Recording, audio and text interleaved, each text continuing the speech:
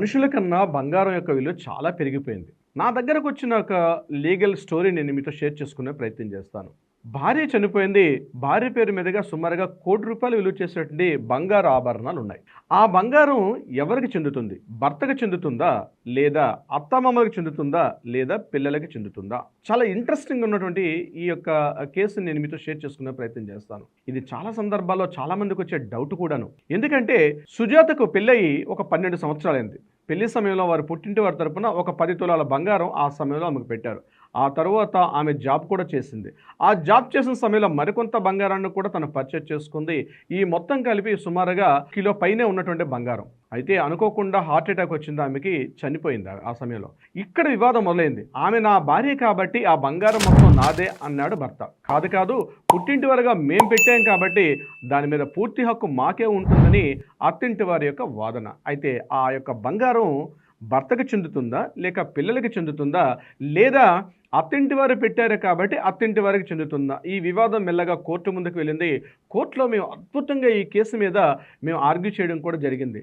ఆ బంగారం చివరికి ఎలా ఎవరికి చెందింది నేను మీతో షేర్ చేసుకుంటాను. ఇక్కడ చట్టాలు స్పష్టంగా చెప్తాయి చూడండి. పెళ్లి సమయంలో ఒక అమ్మాయికి పెట్టినటువంటి బంగారం అది పూర్తిగా దాని స్త్రీధనం అంటారు. అంటే అత్తింటి వారి తరపు కానీ అమ్మగారి తరపున కానీ ఆ పిల్లకి బంగారం పెట్టాక, అంటే పెళ్లి సమయంలో ఆమెకి పెట్టిన బంగారం కానీ వస్తువులు కానీ ఇతరత్ర ఏవైనా ఉంటే సరే అవన్నీ కూడా ఆమెకి స్త్రీధనంగా చెందుతుంది. స్త్రీధనం అంటే అర్థం ఏంటి?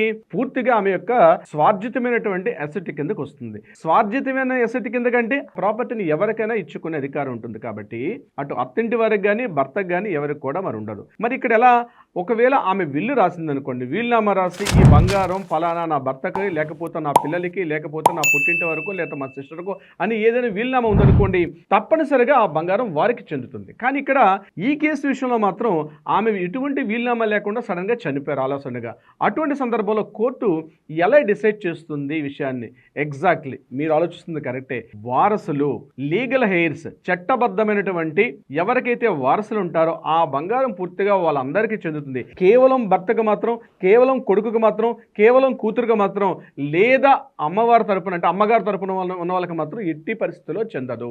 Class 1 legal hairs, class 2 legal hairs, class 3 legal hairs, ఇలా కేటగిరీస్ ఉంది మన చట్టంలో మనం స్పష్టంగా చెప్పుకున్నాం. క్లాస్ 1 లీగల్ హెయిర్స్ అంటే ఎవరు?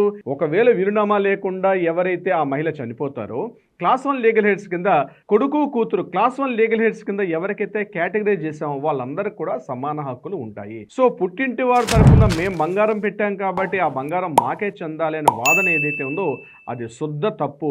ఎట్టి పరిస్థితుల్లో కూడా వాళ్ళకి ఆ హక్కు చెందే అవకాశం ఉండదు. So very interesting. ఇలాంటి మరిన్ని లీగల్ వీడియోస్కి ఈ పేజ్ని ఫాలో అయిపోండి. అంతేకాకుండా మీరు ఏమైనా సూచనలు సలహాలు తప్పనిసరిగా కావాలనుకుంటే, ఇలాంటి కేసు వివాదాల్లో ఎలా పరిష్కరించుకోవాలి, కేసు ఎలా ఫైల్ చేయాలంటే తప్పనిసరిగా గుర్తుపెట్టుకోండి. కింద స్క్రోల్ అవుతున్న నెంబర్ని కాంటాక్ట్ చేయండి. మా లీగల్ టీం మీకు అందుబాటులోకి వస్తారు, సూచనలు సలహాలు ఇచ్చే ప్రయత్నం చేస్తారు. అంతేకాకుండా మీ కేసు ఏదైనా కోర్టు వివాదాల్లో ఉంటే వాటికి ఎలా పరిష్కారం అవుతుంది, ఎంత తొందరగా పరిష్కారం అవుతుంది కూడా నేను మీతో పర్సనల్గా మాట్లాడే ప్రయత్నం కూడా చేస్తాను. Thank you so much.